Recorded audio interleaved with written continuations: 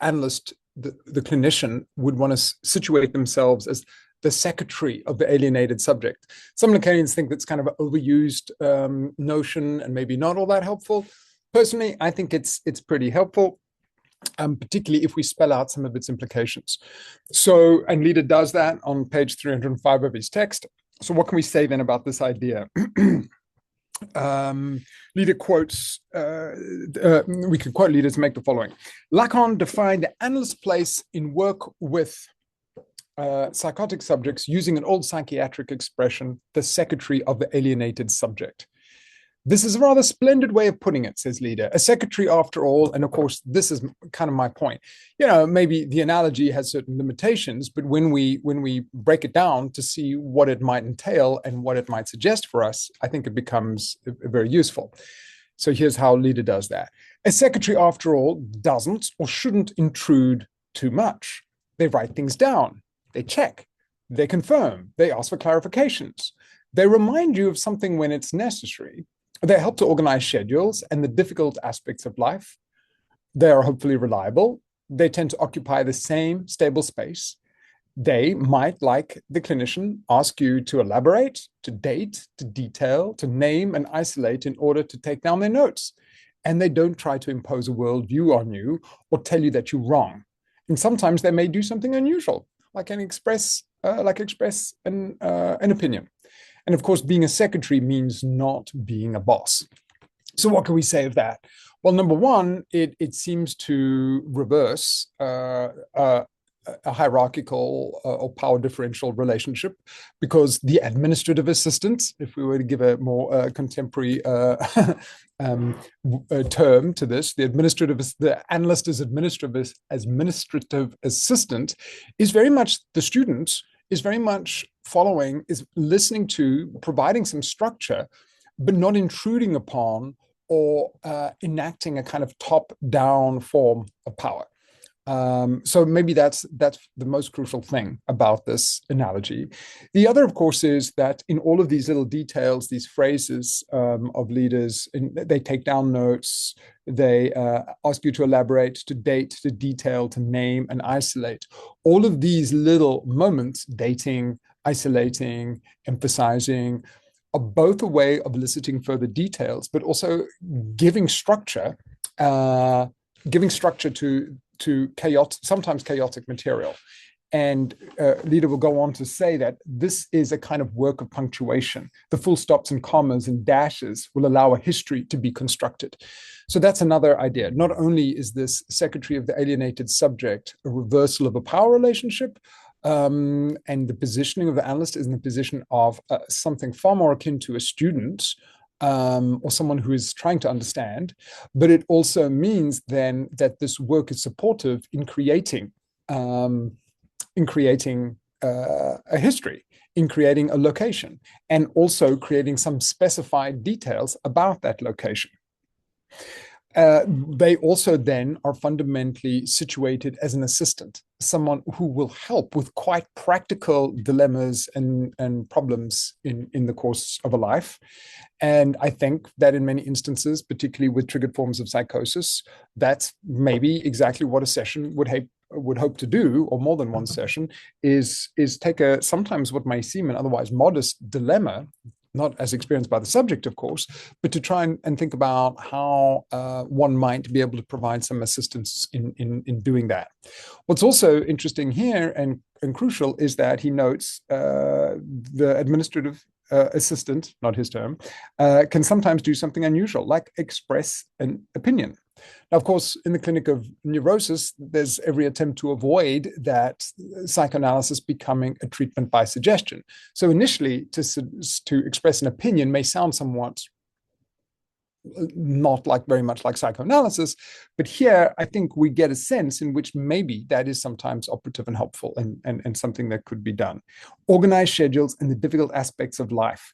He also notes the administrative assistant, the secretary, is hopefully reliable. They tend to occupy the same stable space.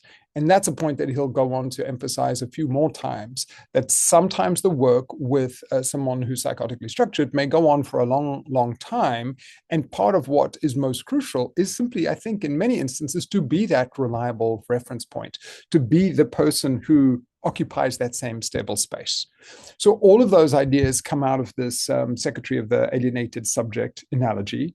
And actually, we'll just add a few more, because on the pages that follow, Leader does elaborate a bit. He says, a secretary will often ask their boss to slow down, to repeat a word they didn't quite catch, or remind them of something.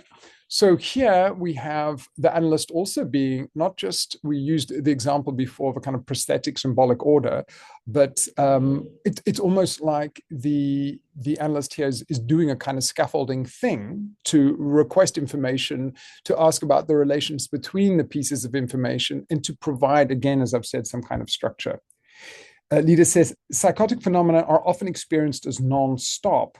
And so if there is someone who can document that experience, who can make a note of it, who can be listening to it, who plays the part of a historical witness to what is happening to the subject, that would also be very crucial. In other words, the secretary is also a kind of witness, a documenter, someone who locates and lends structure to a life, but also who commits it to a kind of symbolic location and in place. Invasive psychotic phenomena have a continuity about them that makes them all the more unbearable. And punctuation is one way of trying to work against this. The punctuation, as the aforementioned punctuation of the administrative assistant here in asking for further details, maybe asking to pause something, maybe questioning a relationship between something, maybe providing a date. And interestingly, I don't think that happens in Lacan, but Leader creates a link here between Lacan's idea of the secretary of the alienated subject to Harry Stack Sullivan. So he says the work of helping the psychotic subject create a history through naming, dating, isolating, and detailing was emphasized by Harry Stack Sullivan. So let's just note those things, the operations of dating, of naming, isolating, detailing. Almost as if one is indeed trying to create some kind of history. He notes also that a patient in crisis could have anything between 1 and 12 sessions a day. He's now thinking about how the analyst could be responsive to this experience, this unending invasive psychotic experience. The idea, I think, would be that having multiple sessions a day or breaks within sessions or between sessions might be one way of trying to interrupt this invasive, consistent, continuous experience of a kind of too much jouissance. So how you would use the temporality and the breaking up of sessions as a way of trying to create some alleviation to this unendingness of psychotic experience. That's why Leader also will note on page 306, it is important to think carefully about the question of the frequency and length of sessions, as it constitutes a valuable tool in work with psychosis.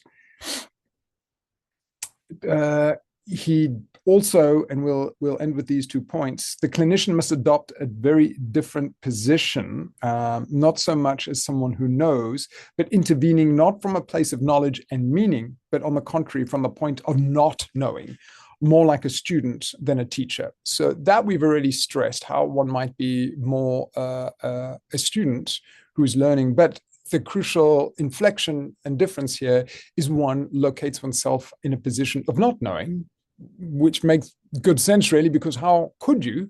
But the position of not knowing rather than trying to work with the transferential position of the subject supposed to know. And then the dynamic of the communication rather than interpreting the content of what the patient was trying to say.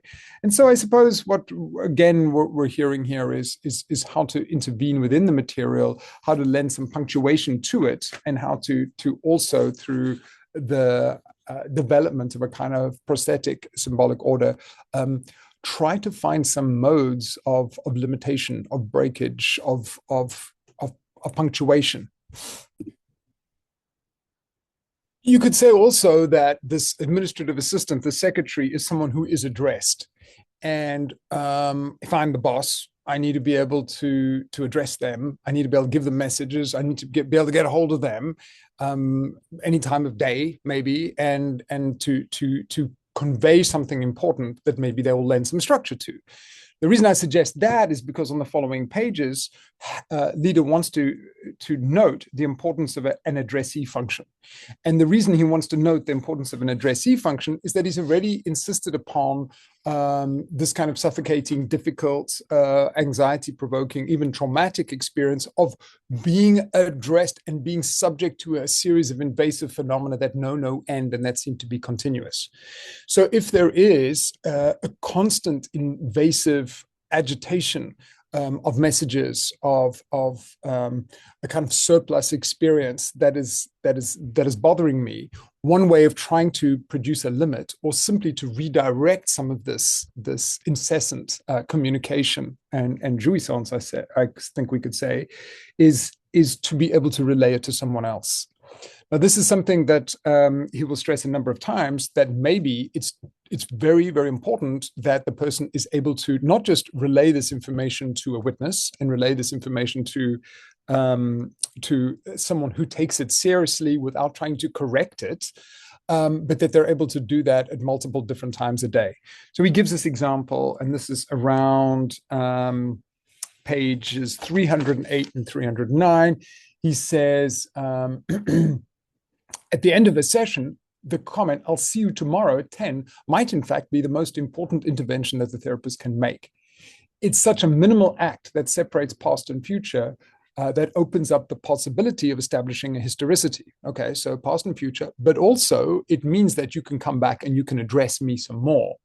Introducing a cut into the continuity of the subject's experience. So just to reiterate that, introducing a cut into the continuity of the subject experience is a coordinate that may in some instances be the difference between life and death.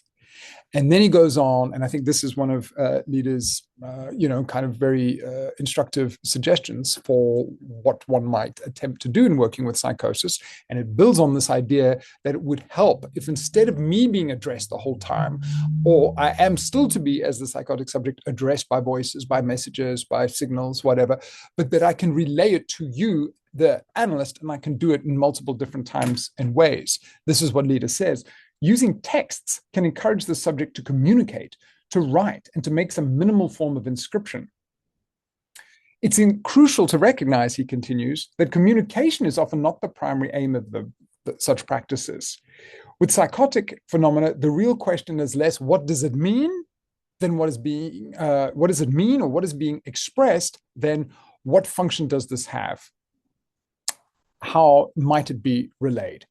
So, and then he gives this nice example, which I'll read on page 309. One of my patients texts me a couple of times a day to ask if I'm still alive. He then suggests, well, lots of schools of psychoanalysis have had different responses to this.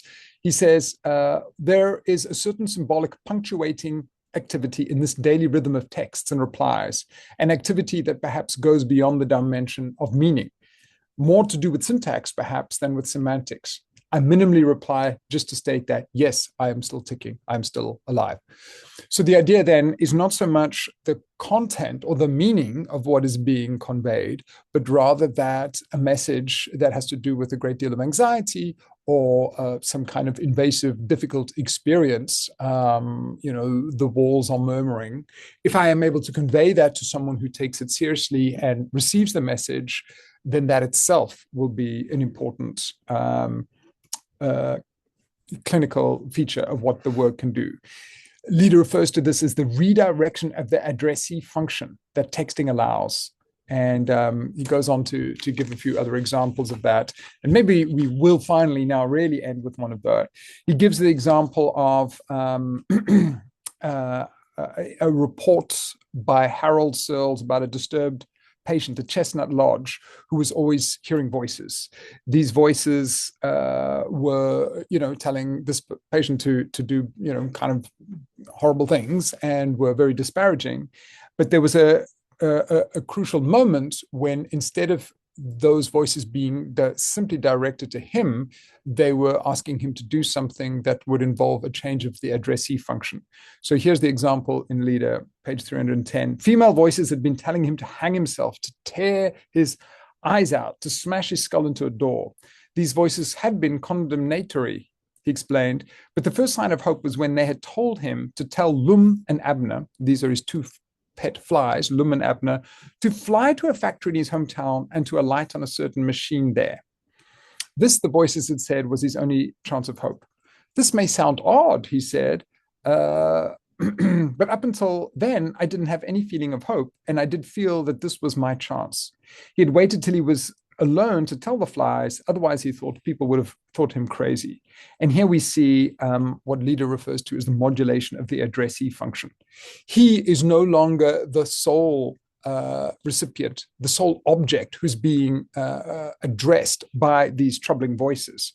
He is no longer the unique addressee of these voices. They are simply telling him something. They're no longer simply telling him something. They are telling him to tell the flies.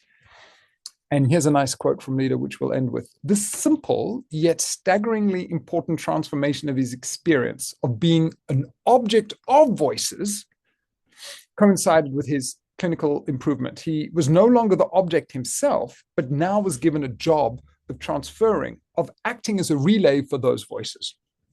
It is surely this operation that allowed the emergence of hope in this terrifying persecutory world. He was no longer being told, but being given the role of telling someone else. So this crucial element of a modulation in the addressee function. And that, I think, also helps us understand something about the Lacanian notion of the voice.